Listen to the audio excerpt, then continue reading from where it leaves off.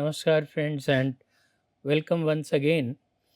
In this class, we're going to talk about Rohinton Mistry. Rohinton Mistry belongs to Parsi community, and he was born and raised in Mumbai. And he is also one of the most important writers of Indian diaspora. Currently, he lives in Canada, and he is a highly acclaimed India born Canadian novelist who is known for his richly detailed character driven narratives that explore the complexities of Indian society, especially during times of political and social upheaval. His work is often compared to that of Charles Dickens due to its vivid portrayals of everyday life, moral vision, and focus on marginalized characters. So, if we look at some of the details of his life, uh, he was born in Mumbai, as I said, in 1952 and emigrated to Canada in 1975. So, he spent his early years in India and then he migrated to Canada, and he was shortlisted three times for Booker Prize, a recognition that really tells us about the impact he created as a novelist. He was shortlisted three times for his works like Such a Long Journey, A Fine Balance, and Family Matters. If we talk about his major works include Tales from Firozabad, 1987, Such a Long Journey, 1991, which was awarded Governor General's Award, Commonwealth Writers' Prize, and the W. H. Smith Books in Canada First Nobel Award, and so on. His A Fine Balance 1995 bagged him Giller Prize, Family Matters, The Scream. These are other important works by him. There is a long list of his recognitions, and if we look at his fictional world, as I said, he belongs to Parsi community, which is a marginal community in India, and so he basically talks about the lives and struggles of the Parsi community, uh, with the themes of family, poverty, discrimination, migration, and the corrupting influence of society. He becomes the voice of the common man, bringing in the adversities and effects faced by an individual with the political decisions on everyday life, giving voice to those often rendered invisible in official histories.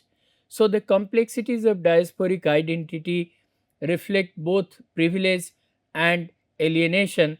Thus, his writing is known for its realism, empathy, and detailed depiction of Indian society, often blending humor with stark social commentary. The use of local language, Parsi idioms, and regional detail adds authenticity and ground his stories in a specific cultural context, making the historical setting vivid and immediate for the readers.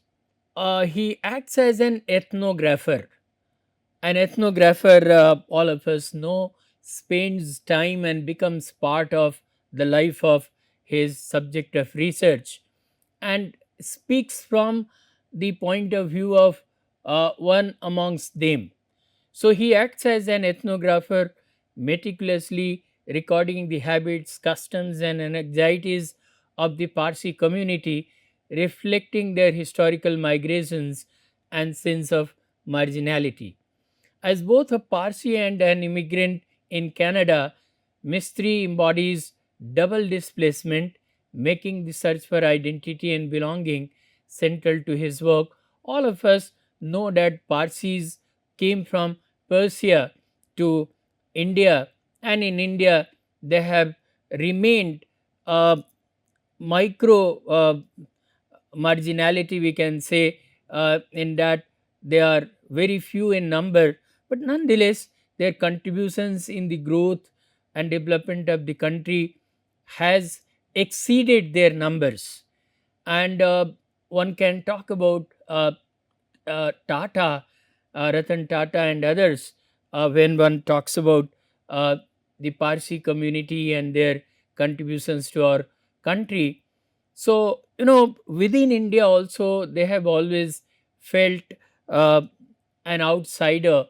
And in the case of Mistry, who migrated to Canada, it was certainly a case of double displacement. And that is why search for identity and belonging becomes the central focus of much of his work. His novels frequently reconstruct the history of his homeland and explore his ethnic roots, reflecting a complex relationship with both India and his adopted country, that is Canada. So his novels such as The Fine Balance and Family Matters explore the constant negotiation of home, where belonging is never fixed but always in flux. Uh, as these lines suggest, you see, we cannot draw lines and compartments and refuse to budge beyond them. Sometimes you have to use your failures as stepping stones to success. You have to maintain a fine balance between hope and despair. In the end, it's all a question of balance. So, his philosophy is quite clear in these lines, is that all through his life he has tried to strike a balance between home and host. Uh, all through his life, he has believed that life is all about trying to balance whatever reality is there. And so, if we look at his works closely, we'll find that themes of social injustice and political corruption, the decline of the Parsi community, poverty and resilience, family loyalty and personal sacrifice, the tension between tradition and modernity, they are recurring motifs. And his style is realist, uh, in the sense his narratives follow a realist style, which is often compared to Victorian novels. As I said, he is often compared to Charles Dickens, one of the greatest Victorian novelists. And like Charles Dickens, he also has a deep empathy for ordinary people, and his prose is precise and elegant, and he also speaks with subtle humor despite his subject matter being bleak. So again, comparing him to other contemporary writers, Devi and Srividya, they observed that like Nayantara Sahgal, Salman Rushdie, Khuswant Singh, and Sasi Tharoor, he is deeply involved with history, and we'll see that most of his novels are informed by the political upheavals in the country. For example, Such a Long Journey is set against the backdrop of Indo Pakistani War and the political turmoil in the 1960s and 70s, using the protagonist Gustave Noble's life to reflect the broader socio political crisis of the era. Likewise, a fine balance, uh, you know, um, uh, is a product of Indian emergency that was declared in 1975, and it serves as a crucial setting in this novel, as the lives of ordinary people, tailors, students, widows, they are deeply affected by state operation, corruption, and violence. Later part in this uh, you know uh, lecture will discuss this in detail. So Mistry's fiction is celebrated for its realism, detailed social observation, and blending of private and public spheres, where we find that the political scenario in India affects the individual lives, even the lives of common people. So it blurs the boundaries between history and fiction, creating historiographic metafiction. So, as Bijay Misra observes, and I quote, the idea of India exists in the minds of the diaspora through forms of spatial displacement in which the site is transformed into a world.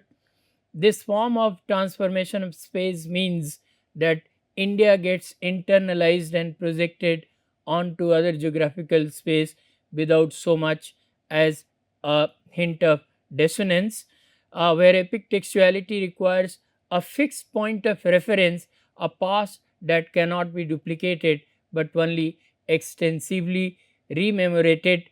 What we get in the diaspora is a whole series of displacements that lead to the construction of new spaces as metaphors of India.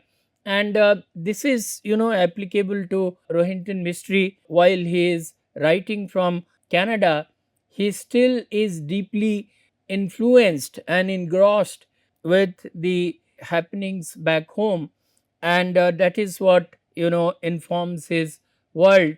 But yeah, I mean, as Vijay Misra says, we create an India of imagination, um, India of mind, rather than the real India sitting abroad, uh, because he himself, who belongs to Fijian diaspora, had India present in his memory through the narratives of his forefathers. So he says that the idea of India exists in the minds of the diaspora through forms of spatial displacement, and which they transform into a world.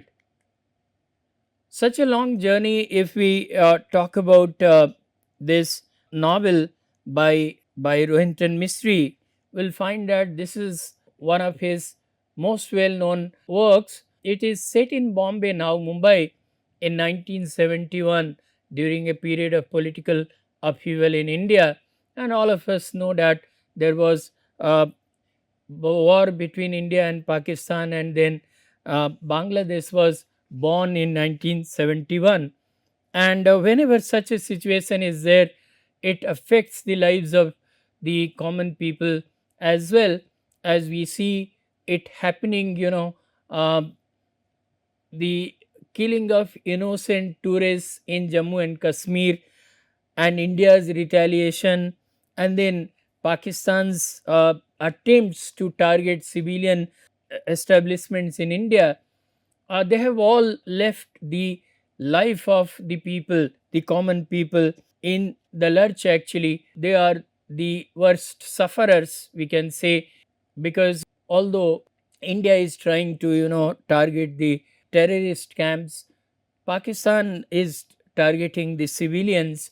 So, whenever there is a situation like war, this certainly affects the lives of the people.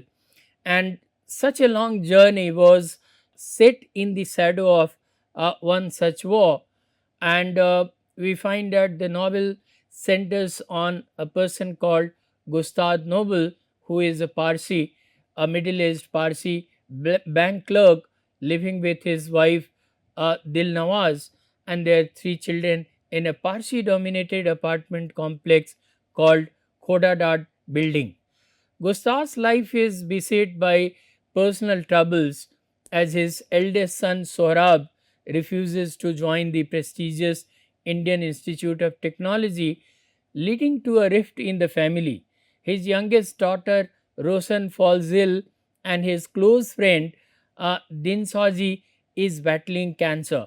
So we can see that the life of Gustad is already, neck deep in trouble, and this trouble multiplies when uh, he indulges unknowingly in the ongoing political turmoil. So his anxieties are compounded by the pressures of supporting his family, and maintaining his dignity in a rapidly changing world. um, we find that a dramatic turn comes in the story when Gustave receives a letter from his old friend Major Billy Moria, who asks him to help launder a large sum of money as part of a covert government operation related to the Bangladesh Liberation War. Reluctantly, he becomes entangled in a dangerous political conspiracy which brings him into conflict with the authorities and tests his moral integrity. And throughout the novel, Mistry explores themes of family, loyalty, tradition, and the impact of political events on ordinary lives. The narrative is enriched by vivid descriptions of Bombay's diverse neighborhoods, the close knit Parsi community, and the daily struggles of its residents. So, when he receives the letter from his old friend Major Billy Moria, whom he calls Billy Boy, who suddenly vanished under mysterious circumstances, the letter asks him to smuggle a large sum of money for a secret government operation, and despite his moral hesitation, he reluctantly agrees to help, motivated by loyalty and concern for his friend. Uh, the operation turns out to be tied to government corruption and misuse of foreign aid, implicating high level officials, including those connected to Prime Minister Indira Gandhi.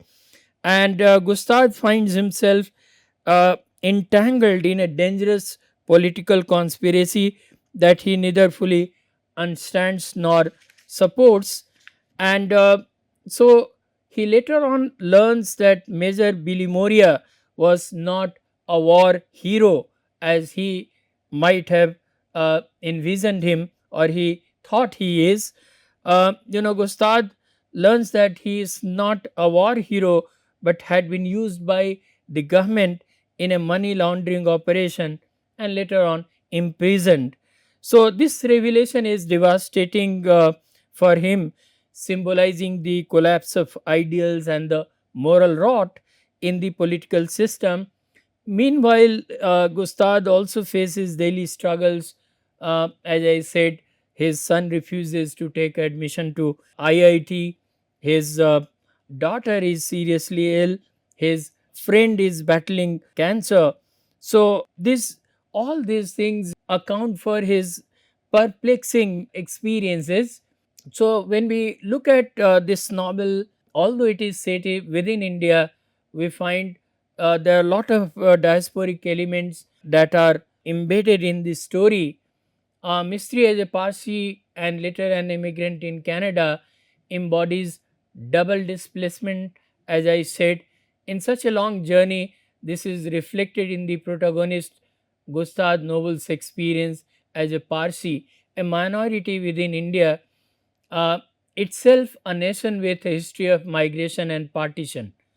The Parsis, originally from Persia, are always conscious of their outsider status. Gustave's anxieties about his family's future and the security of his community are rooted in this historical sense of displacement, because they have always feared for themselves. They always believe that being a minority in India, they do not have enough representation in the parliament or any policy making to really assure themselves that their uh, rights will be protected, or uh, their voice will be heard.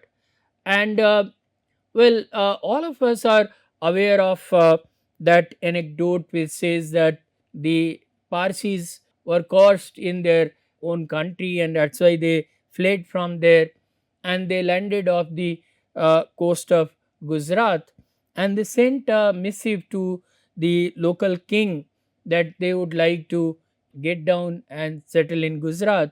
The king sent a glass of milk, suggesting that my land is full and there is no possibility of accommodating anybody. And in that, the Parsis, They put some sugar, stirred it, and sent it back symbolically, telling them that they will dissolve between them and will become one with India, and in fact, they will sweeten the lives of the Indian people and contribute to their progress and prosperity. And the same seems to be a motivating force behind these lines. Uh, and I quote, he had always felt that the Parsis were like sugar in a glass of milk, sweetening and enriching the lives of those around them, but always invisible, always dissolved. So, this also, symbolically represents their plight in India, although they have contributed significantly, being a microscopic minority. Still, if this line has to be understood, it certainly tells us that they have never been visible in Indian society. So, while such a long journey is not about international migration, it is filled with metaphors of journey, transition, and movement, both physical and emotional. The long journey is as much about Gustav's inner transformation and his family's struggle to adapt as it is about the literal change in their lives. So, if we look at this, diaspora sometimes is also about inner voice. It is not always about crossing a geographical boundary. And again, if we look at the Parsi community in India, they are diasporic in their sensibility, in that they come from somewhere else, and they always have struggles of identity and belongingness.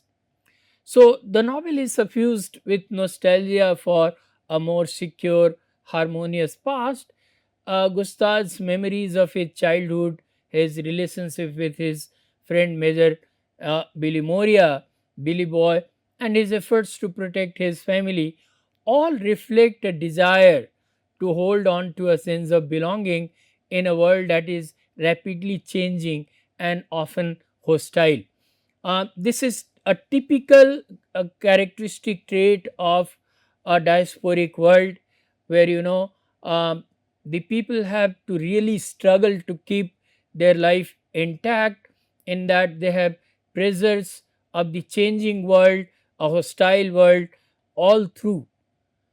And I quote, how hard he had tried to make a secure life for his family, how hard he had worked to build a wall around them, to keep out all the evil and misfortune, and yet it had found a way in. So, despite all his efforts, he could not keep his family uh, secured and safe, as the vulnerabilities have impacted his family, and they are in uh, great distress. So his experiences at work, in his neighborhood, and with the government bureaucracy underscores the sense of alienation felt by him as a representative of a minority uh, community in India. The political corruption and violence of the era, in the backdrop of Bangladesh war and Indira Gandhi's regime, further exacerbate his feeling of powerlessness and marginality. So, such a long journey, thought Gustav, such a long journey, and yet the destination always seems just out of reach.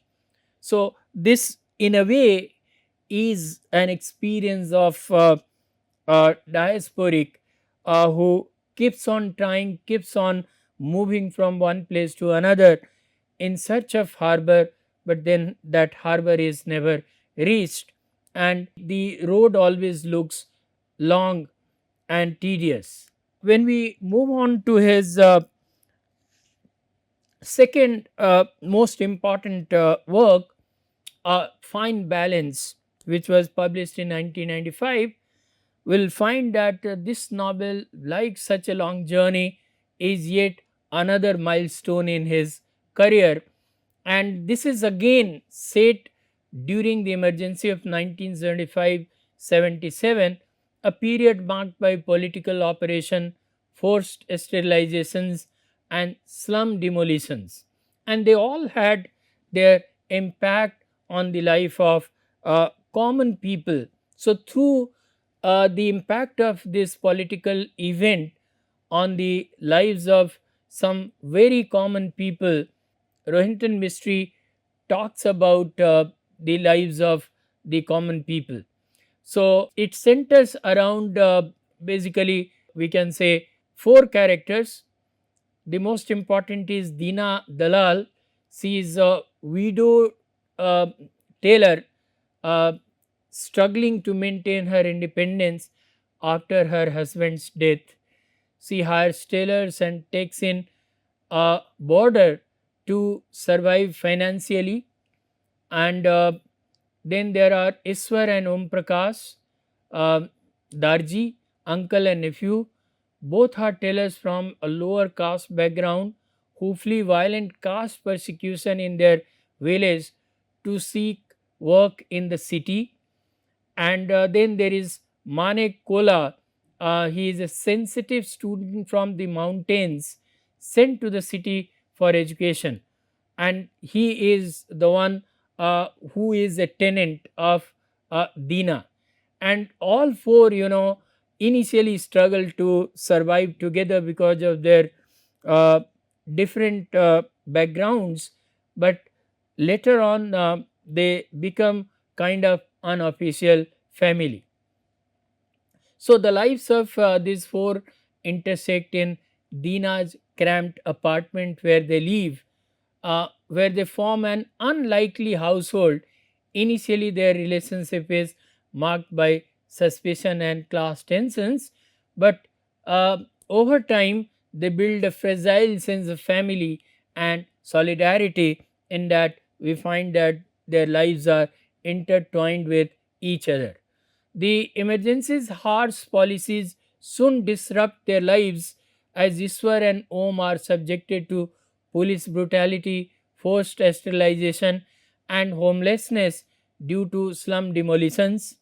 Dina loses her sewing contract and faces eviction, ultimately becoming dependent on her domineering brother, which she had tried to avoid after the death of her husband, so that she can live independently and do whatever she likes.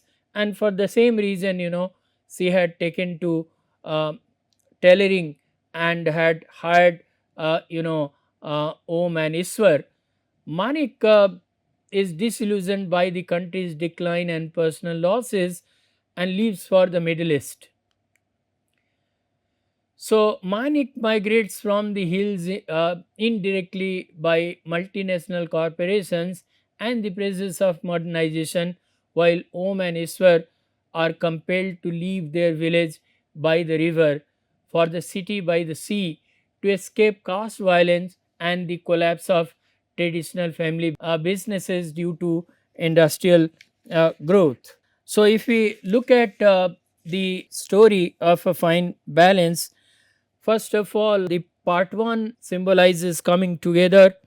Dina, determined not to return to her tyrannical brother Nuzwan's household, hires Iswar and Om to sew clothing for an export company. Manik, a shy young man, becomes her tenant. The four form an unusual household in Dina's modest flat.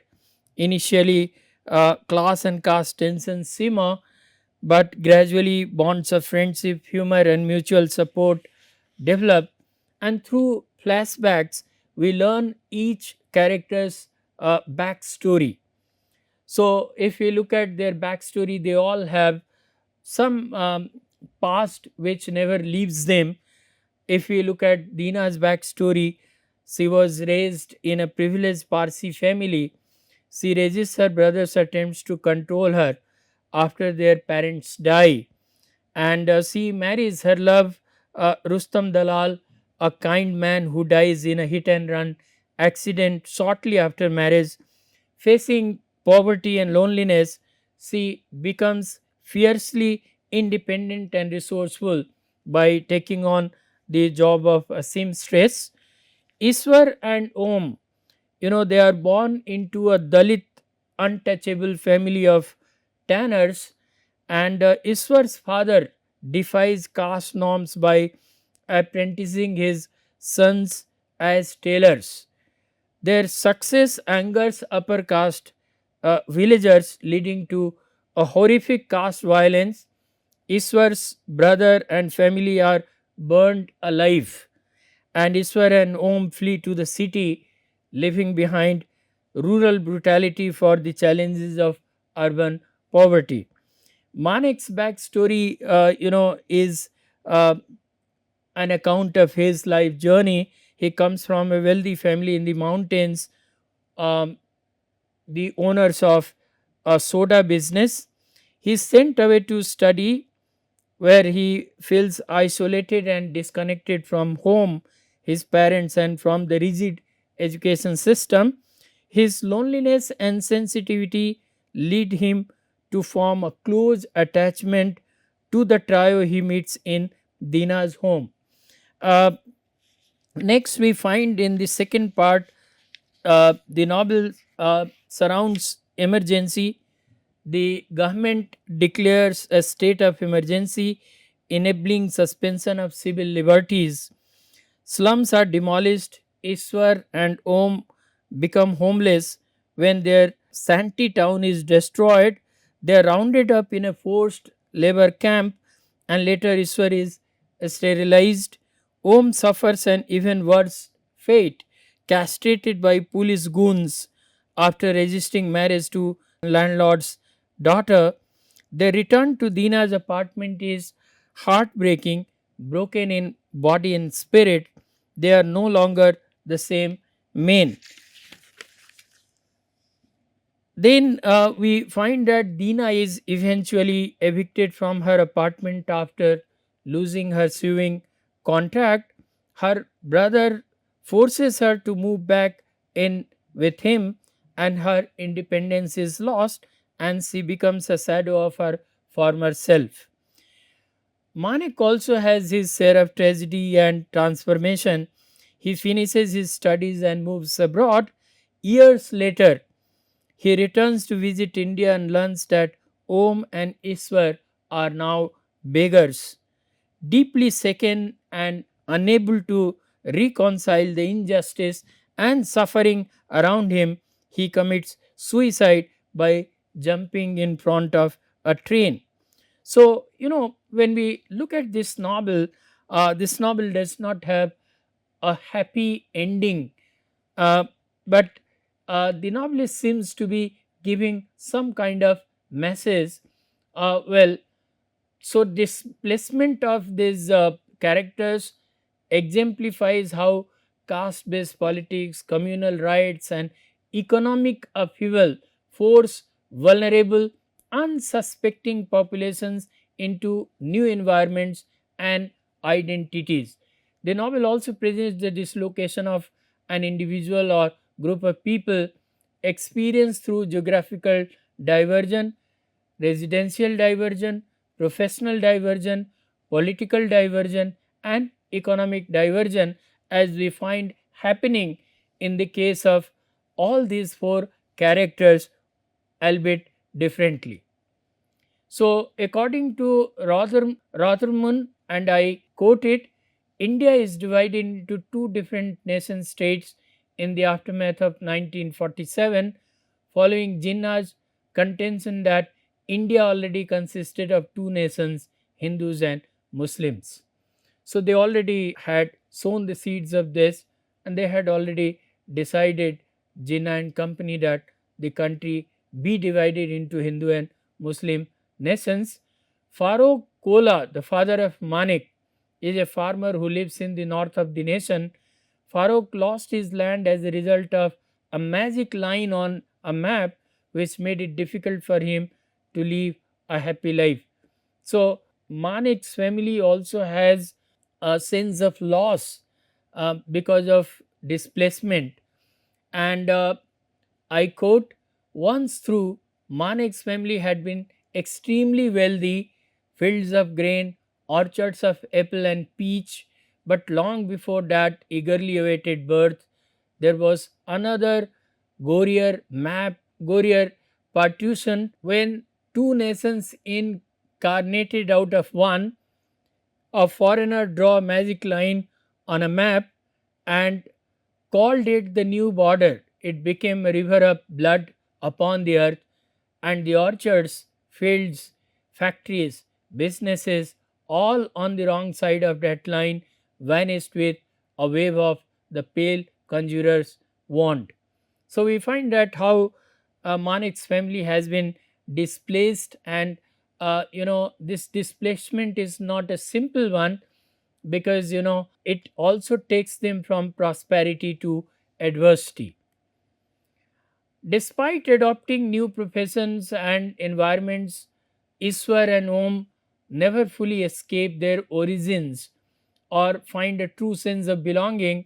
We find that by moving away from the life of tanners and taking on the job of tailoring, they might have thought that their fortunes will change, but then this does not happen. Their longing for the simple pleasures of rural life and their inability to find a home in the city encapsulate the diasporic experience of perpetual yearning and alienation. So, like the diasporic people, they also remain homeless because all their efforts to make their life better, they don't result in any kind of real achievement. They are forced to leave their home in the village, as their family and their house is burnt by the upper caste people. When they come to Mumbai, again due to emergency, the slums are demolished and they become homeless. When they take shelter in the house of uh, Mrs. Dina, again there also they find that she plunges into economic problems, and as a result their effort to finally settle down in their life or lead a comfortable life is again shattered. So we find that all through they have been yearning, but all through they are suffering displacement and alienation. The novel also explores emotional displacement, especially through the characters like Dina Dalal and the young man Manek. We find that Dina Dalal's life is marked by repeated losses, abuse, and instability. Her journey is cyclic, beginning and ending in her brother's house, symbolizing a return to dependence and defeat after striving for independence. So, all her efforts to break free from the shackles of her brother and his oppressive grip over her, they come to nothing. That in the sense, ultimately, despite best of her efforts, she has to embrace that life. Manek, as I said, also experiences double displacement. As I said, his family lost everything to partition, and again he experiences double displacement, leaving his Himalayan home for the city, and then facing emotional isolation and culture shock in college. His inability to adapt, compounded by the political and social turmoil of the emergency, ultimately leads to sequential escape to Dubai and then his ultimate death. So, Mystery's depiction of caste violence, economic hardship, and urban poverty underscores the broader context of diaspora, where people are forced from their homes by circumstances beyond their control, where systemic injustices perpetuate marginalization. So, it's not that all the people migrate by choice. There are many people who migrate because of their circumstances. So, in this case, though it is a case of internal migration, except that of Manek, we still find that the same forces are at work, and it is a forced migration that is conditioned by the circumstances of the protagonists. So, through the lives of its characters, the novel is not only a portrayal of physical migration but also deep engagement with psychological, social, and emotional dimensions of displacement. And through the lives of its characters, the novel interrogates what it means to be uprooted, to yearn for home, and to navigate the fine balance between hope and despair in the face of relentless adversity. The novel offers the social articulation of otherness from a minority perspective, Parsi perspective, focusing on the world of the deprived classes with their aspirations and assertions. So, friends, we find that a fine balance is a devastating yet deeply human novel, and its central message is that even in the harshest conditions, small acts of love and resistance matter, but it does not offer a sentimental ending.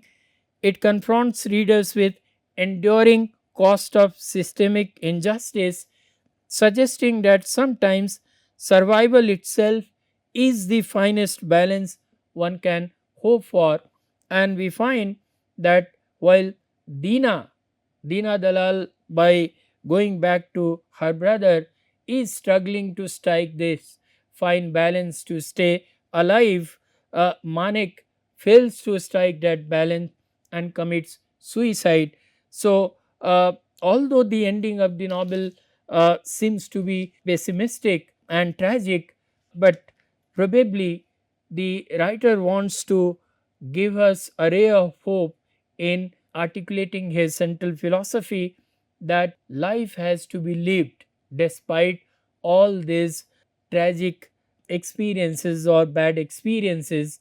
So, there may be chances that despite the best of efforts, people will still suffer and will not be able to really achieve what they try to achieve, but nonetheless they will survive if they try to balance their life and do whatever is required of them to keep living. So, thank you very much, friends. These are the references, and we'll again meet in the next class and discuss yet another important novelist of Indian diaspora, uh, Anita Nair. And so till then, thank you very much.